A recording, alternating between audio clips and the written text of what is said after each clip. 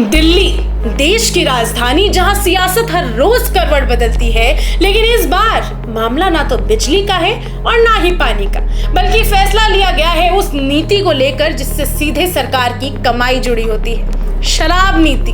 नई मुख्यमंत्री रेखा गुप्ता ने एक ऐसा बड़ा फैसला लिया है जो लाखों लोगों को प्रभावित करेगा।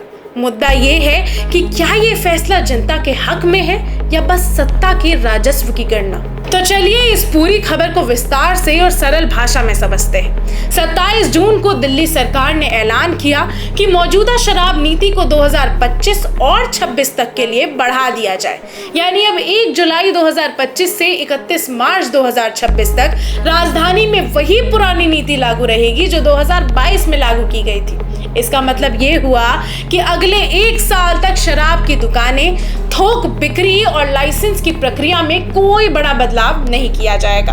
याद कीजिए साल 2021 और 22 जब आम आदमी पार्टी सरकार की नई शराब नीति को लेकर भ्रष्टाचार और अनियमितताओं के आरोप लगे थे। इस नीति को बाद में वापस लेना पड़ा और फिर 2022 में पुरानी आबकारी नीति को लागू करना पड़ा। अब जब सत्ता बदल गई है और दिल्ली में बीजेपी की सरकार और रेखा गुप्ता मुख्यमंत्री है, तब भी उसी पुरानी नीति को आगे बढ़ाना थोड़ा हैरान करने वाला है। क्या ये जरूरत थी, मजबूरी थी या एक राजनीतिक संतुलन? सरकार ने साफ किया है कि लाइसेंस जारी करने की प्रक्रिया और शुल्क में कोई बदलाव नहीं किया गया है। जो दुकानें और ब्रांड 30 जून 2025 तक रजिस्टर्ड हैं, वो उन्हीं शर्तों और कीमतों पर अगले साल के लिए फिर से रजिस्ट्रेशन करा सकते हैं। नए नियमों की बात करें तो लेबल पंजीकरण, गोदामों के नियम, शराब के स्रोत, सब कुछ वैसा ही रहेगा जैसा अब तक था।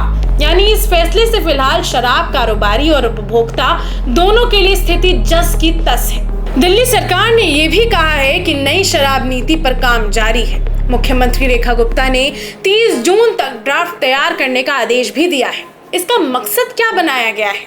शराब सप्लाई सिस्टम में पारदर्शिता, सरकार की आमदनी बढ़ाना और गुणवत्ता को बरकरार रखना। नई नीति का खाका तैयार करने की जिम्मेदारी मुख्य सचिव धर्मेंद्र कुमार की अगुवाई वाली उच्च स्तरीय समिति को सौंपी गई है। दिलचस्प बात तो ये है कि नई नीति में अन्य राज्यों की शराब नीतियों का भी अध्ययन किया जा रहा है।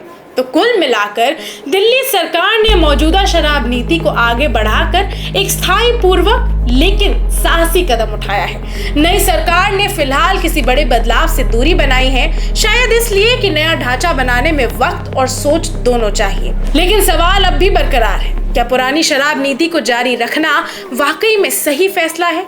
क्या नई नीति सिर्फ दस्तावेजों तक ही सिमट कर रह जाएगी और क्या शराब नीति जैसे गंभीर मसलों पर जनता की राय ली जानी चाहिए? आपका क्या कहना है? नीचे कमेंट्स में हमें जरूर बताइए कि आप इस फैसले को कैसे देखते हैं। क्या रेखा गुप्ता का ये फैसला दिल्ली के हित में है या सिर्फ एक टालने वाली रणनीति? अपने विचार हमें कमेंट्स में ज़रूर बताइए।